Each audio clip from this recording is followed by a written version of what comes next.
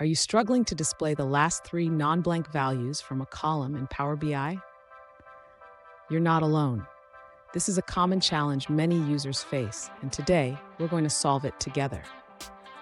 I understand how frustrating it can be when you're trying to visualize data, but the values you need just aren't showing up. It's a headache that can slow down your reporting process.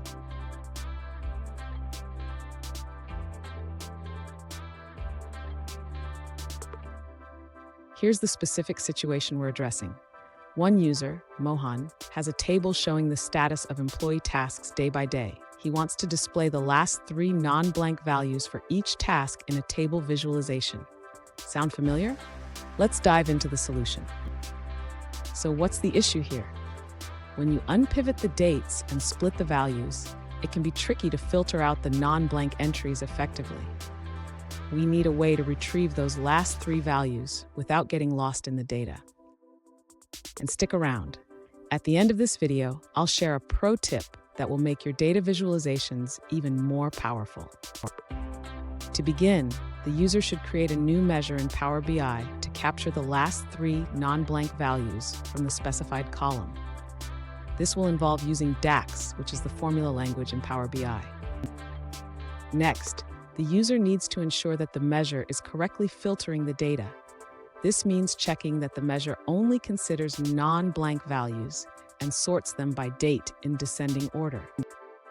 After creating the measure, the user should add a table visualization to their report.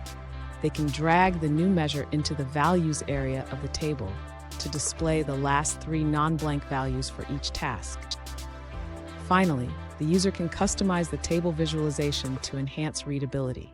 This includes adjusting column widths, formatting the text, and adding any necessary titles or labels.